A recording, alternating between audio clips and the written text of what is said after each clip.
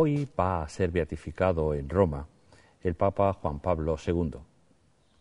Es curioso cómo en un tiempo como el nuestro, de crisis, es un tiempo de santos.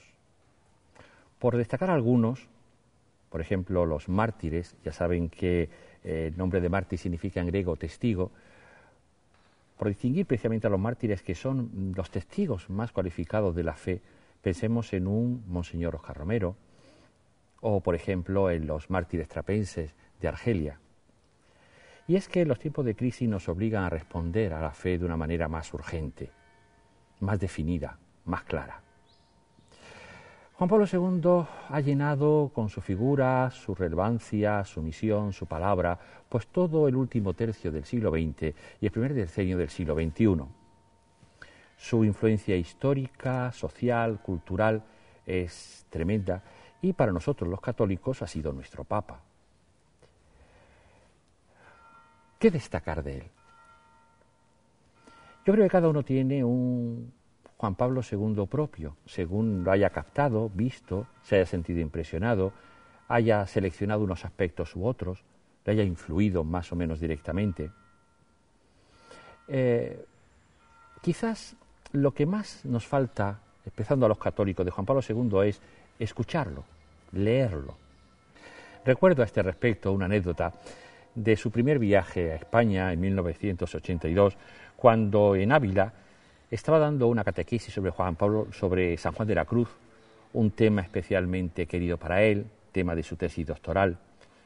Quería transmitir un mensaje de profundidad y sin embargo la gente gritaba: Juan Pablo II te quiere todo el mundo, el Papa está en España, y él con su pizca de ironía dijo: los españoles gritan mucho pero escuchan poco.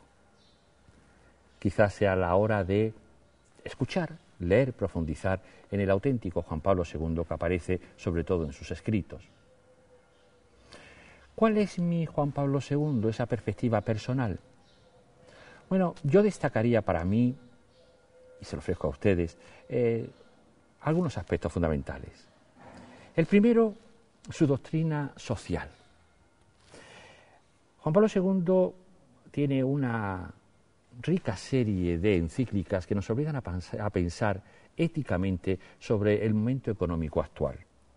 La primera, la Labor Exercens, de 1981, nos recordaba que el derecho a la propiedad privada no es absoluto, sino que la propiedad de los medios de producción debe servir al trabajo y hacer posible el destino universal de los bienes, en contra de ese neoliberalismo salvaje sin rostro humano que se estaba imponiendo y que se ha terminado por imponer. En una segunda encíclica social, la Sollicitudo Rei Socialis, de 1987, con motivo del 20 aniversario de la famosa encíclica de Pablo VI, Popularum Progressio, hablaba de que el desarrollo de los pueblos iba a ser más lento de lo que se había previsto al principio.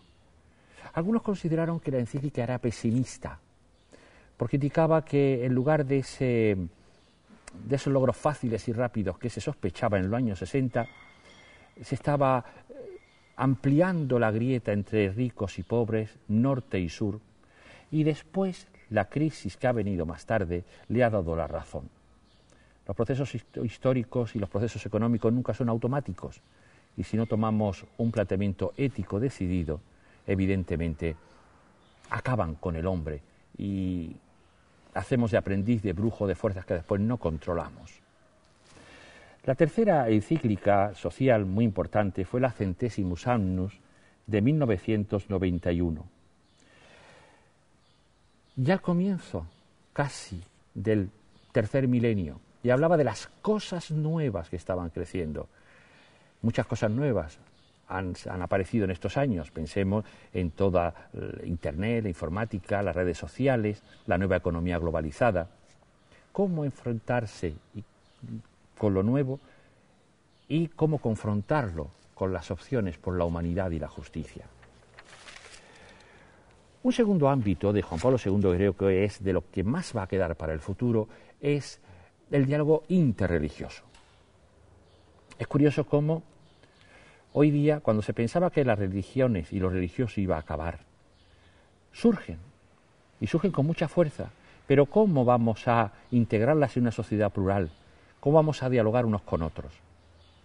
Juan Pablo II hizo aquellos famosos convenios o reuniones de Asís, donde distintos dirigentes de religiones diversas se ponían a rezar, se convocaban para rezar por la paz del mundo. Fue muy criticado. Algunos dijeron que eso era un relativismo inaceptable, que al fin y al cabo igualaba todas las religiones, que hacía una especie de gazpacho espiritual. Pero él decía: cada uno de nosotros ha venido aquí movido por la fidelidad a la propia tradición religiosa y a la vez por saber, la conciencia y el respeto de la tradición del otro.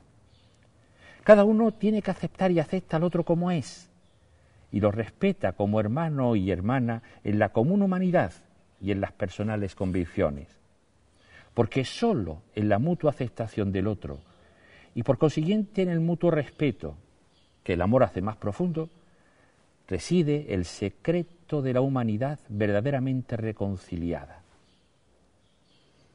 La religión no puede servir para golpearse o ignorarse, sino para comprenderse y quererse. Y por último, el mensaje más espiritual de Juan Pablo II, que expresaba, por ejemplo, en Segovia en 1982, hablando de San Juan de la Cruz. En una época donde parece que necesitamos de encontrar nuestro misterio profundo, Juan de la Cruz y otros como él, Juan Pablo II, por ejemplo, nos muestran el camino para encontrar lo vivo y verdadero en la intimidad de la oración y en el compromiso por los demás. Buenos días.